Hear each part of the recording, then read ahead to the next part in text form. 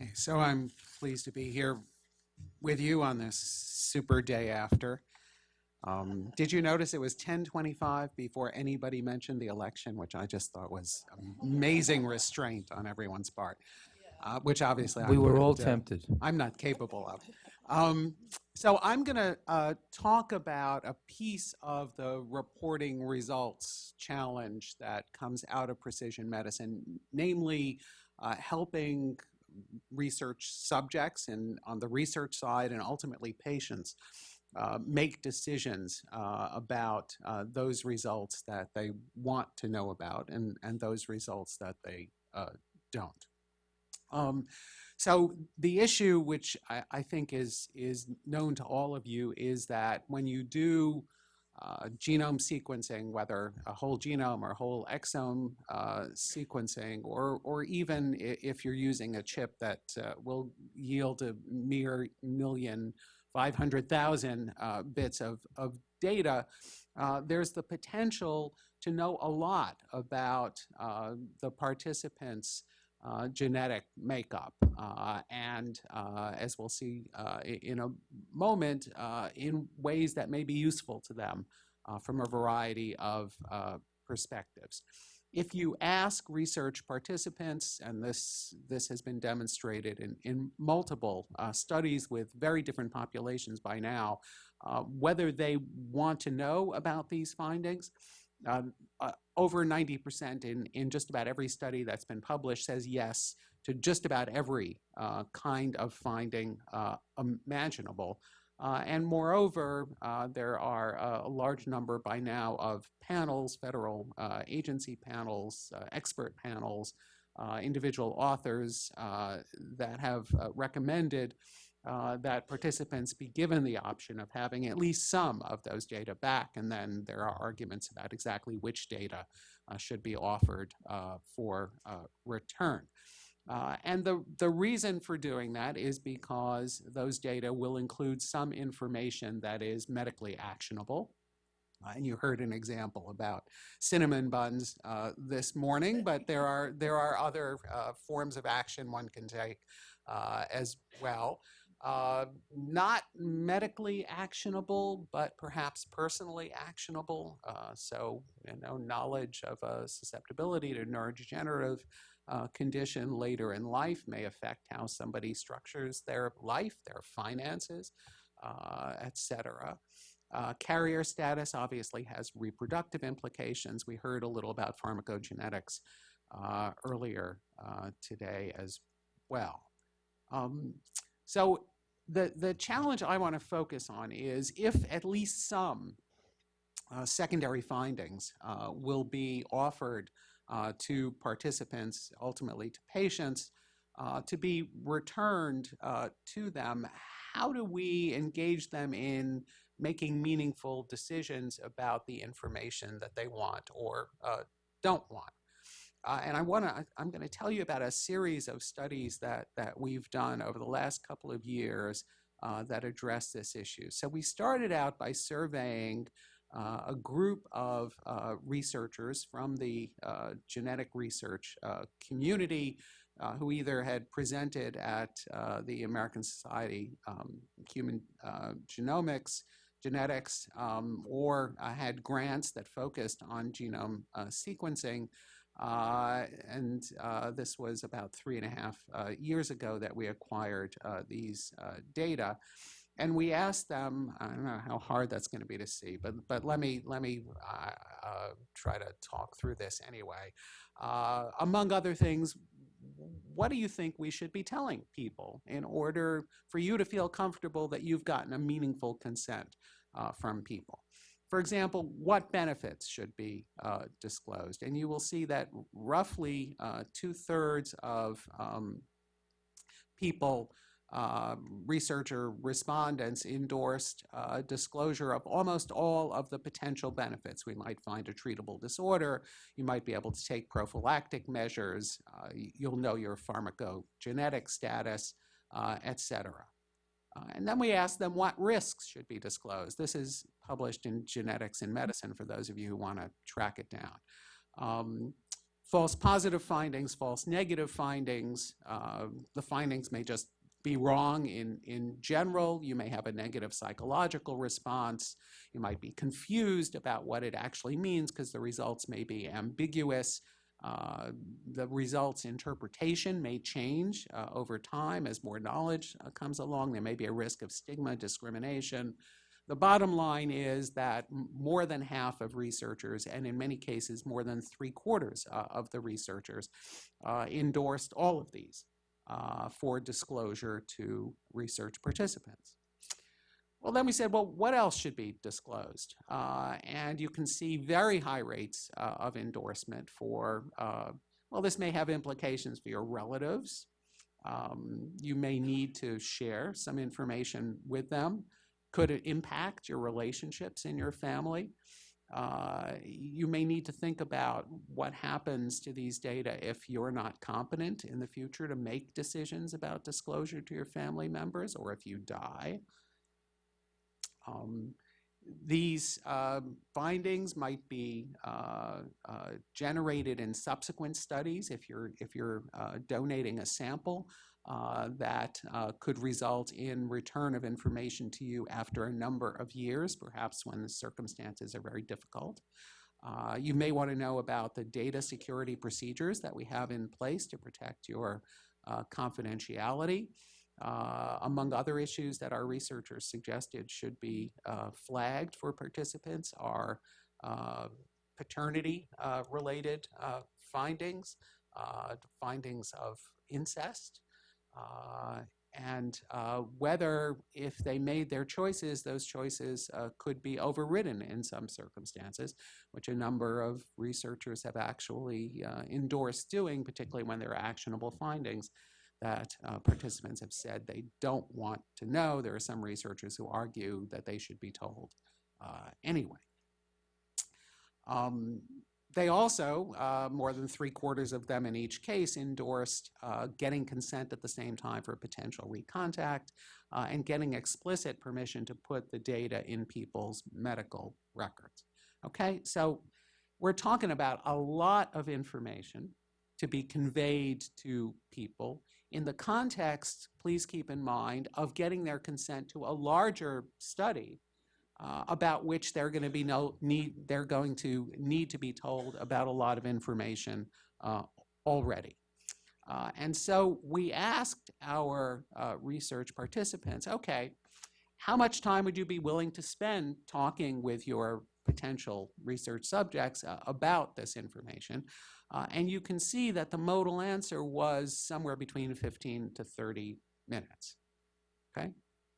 Which creates a dilemma, I would suggest to you. That is, cramming all that information into 15 to 30 minutes, may not be possible, particularly in the context of getting consent for the broader study, or in the clinical setting, getting consent for the testing that's being done for the primary clinical indication.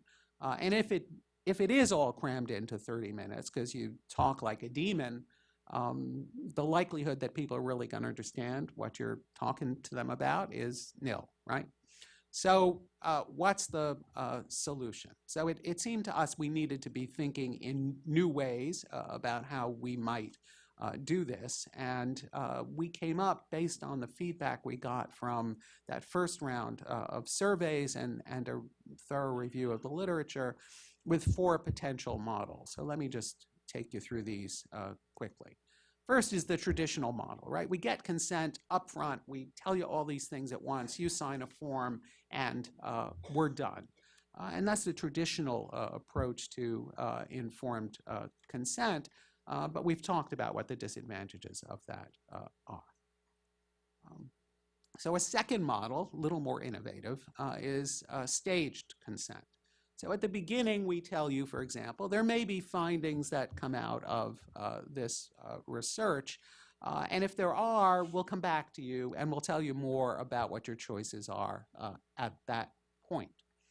So the advantage is for the large number of people who aren't going to have secondary findings, meaningful findings out of the research, you never have to go back to them and have that discussion, and they don't have to be burdened with that information or make decisions about it. Now, of course, that depends on how you define what you're offering for return, right? Because almost everybody's going to have pharmacogenetic findings if that's on your list.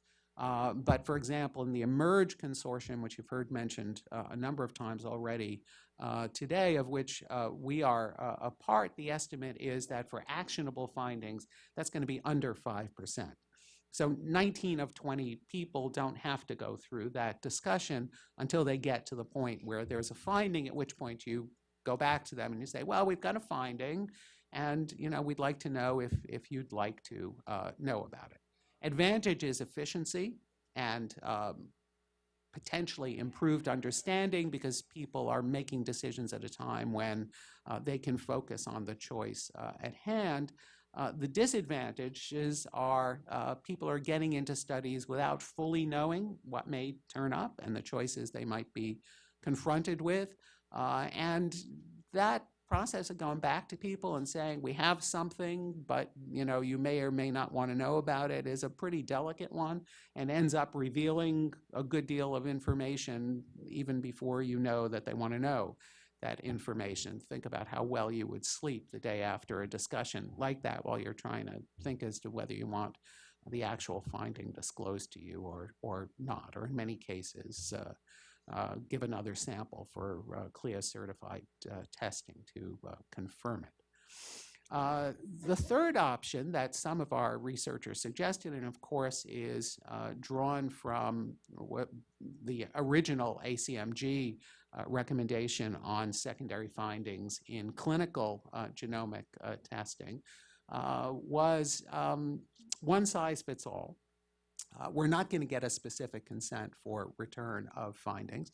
There are some findings which we think should go back to you, and we're going to give them back to you. And if you agree to be in the study, that's just the way it is, and there are no choices to be made.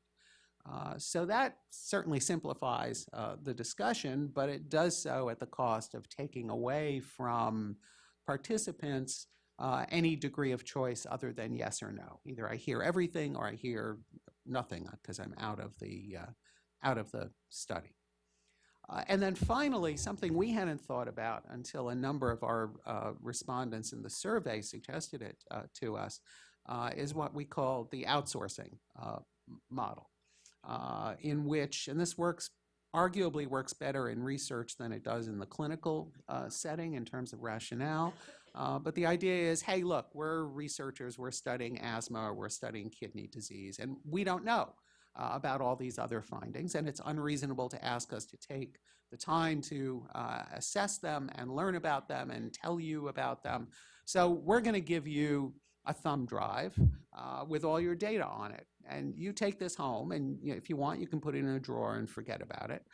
Or if you want, you could take it to a service that will interpret the data on this drive for you. And if you choose, you can pay for the service of getting these data interpreted. Advantages to the researchers are pretty clear, right? They don't have to deal with the whole issue. Disadvantages to the person involved are, if you're wealthy and it's not a big deal, you pay for it. And if you're not wealthy, you never find out what's on that flash drive, even though it may have great health significance for you. So we went back to our original pool of researchers and recontacted them and got a little lower response rate, but not dramatically so this time around. And we asked them two questions. Well, we asked them a lot of questions. I'm showing you two.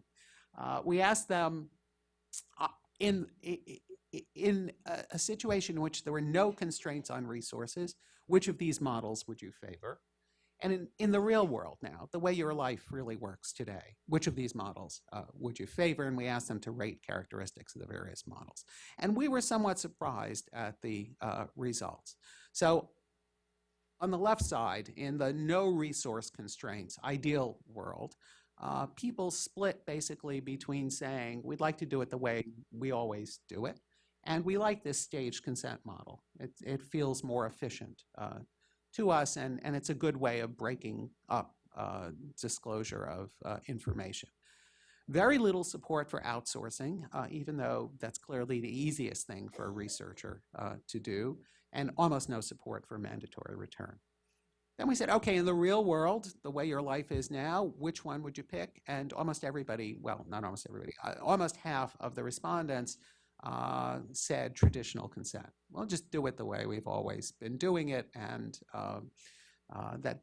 that'll just take care of the issue. Outsourcing comes up, staged consent goes down, because people think it takes more time and effort to reach out to people and have those secondary discussions, even though they may save time up front. And again, not much support for mandatory return.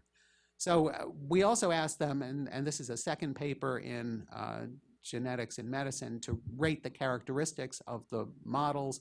And on almost all of them, other than burden on researchers, traditional consent was rated first, which was a big surprise to us. But maybe when you think about it, people like to do what they've always been doing and are comfortable with, and that may be more than anything else what we're seeing here. So just to wrap up here. There was no consensus on what the optimal model is, although there's a lot of support for just doing what we've always done. There's a lot of concern about the resources necessary to stage consent, although people were clearly attracted to it if resources were not an issue. Outsourcing and mandatory return both got very limited support from our panel. So there are going to be a lot of findings coming out of precision medicine research. And there's a rough consensus that at least some of those, of some sorts, maybe just the actionable ones, but maybe others as well, should be offered to participants. We're going to need to find a better way of managing the informed consent process than anything we've been doing so far. But which model people should adopt, or whether it's some hybrid or a fifth or sixth model that we didn't ask them about, is still up in the air, and in particular cases it may differ from one study to another depending on a mix of practical concerns and as we say here, normative considerations. So those were my collaborators in this work. The models paper, if you're interested in it, is in the Hastings Center report. And I can give you the references if you like. And thanks to the Genome Institute for funding us.